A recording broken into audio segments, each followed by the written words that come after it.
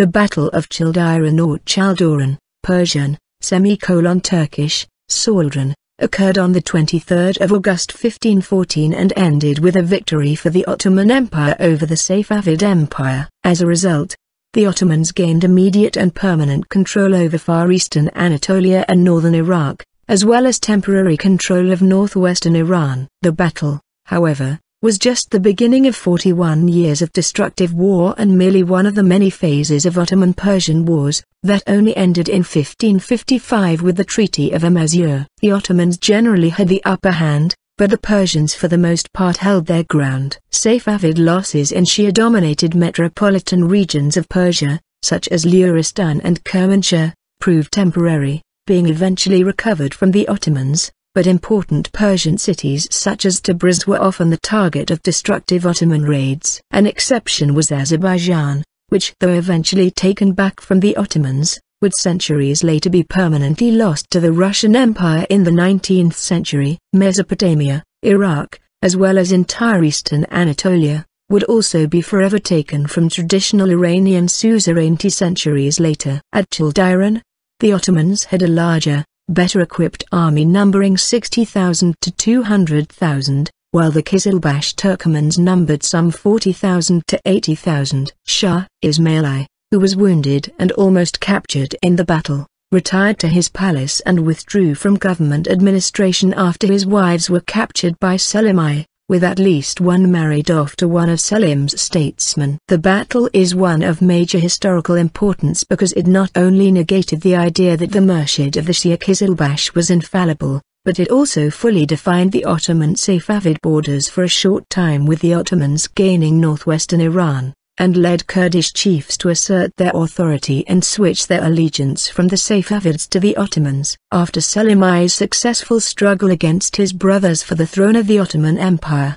he was free to turn his attention to the internal unrest he believed was stirred up by the Shia Kizilbash, who had sided with other members of the dynasty against him and had been semi-officially supported by Bayezid II. Selim now feared that they would incite the population against his rule in favor of Shah Ismail, leader of the Shia Safavids, and by some of his supporters believed to be family of the Prophet. Selim secured a jurist opinion that described Ismail and the Kizilbash as unbelievers and heretics, enabling him to undertake extreme measures on his way eastward to pacify the country. In response, Shah Ismail accused Sultan Selim of aggression against fellow Muslims, violating religious sexual rules and shedding innocent blood. When Selim started his march east, the Safavids were invaded in the east by the Uzbek state recently brought to prominence by Abu Ifath Muhammad, who had fallen in battle against Ismail only a few years before. To avoid the prospect of fighting a war on two fronts, Ismail employed a scorched earth policy against Selim in the west. The terrain of eastern Anatolia and the Caucasus is extremely rough, and combined with the difficulty in supplying the army in light of Ismail's scorched earth campaign while marching against Muslims,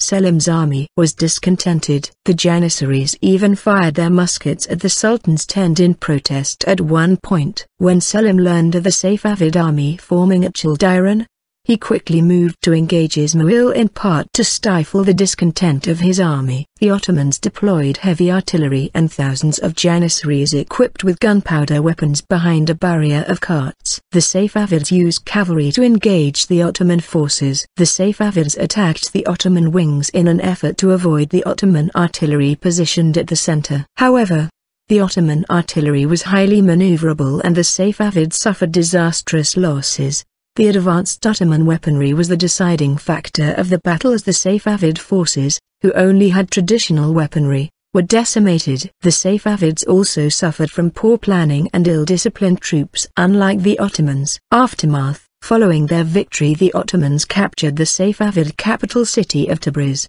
which they first pillaged and then evacuated. The Ottoman Empire successfully secured permanent control over the far eastern part of Anatolia and also over northern Iraq, and temporary control over northwestern Iran. The Shia defeat at Chaldiran brought an end to the Shia uprisings in Ottoman Empire. After two of his wives were captured by Selim, Ismail was heartbroken and resorted to drinking alcohol. Ismail did not participate in government affairs, as his aura of invincibility was shattered. After the defeat at Chaldiran, however, the Safavids made drastic domestic changes. From then on, firearms were made an integral part of the Persian armies, and Ismail's son, Tahmasp deployed cannons in subsequent battles. After the victorious Battle of Chaldiran, Selim I would then throw his forces southward to fight the Mamluk Sultanate in the Ottoman-Mamluk War, 1516–1517. Battlefield.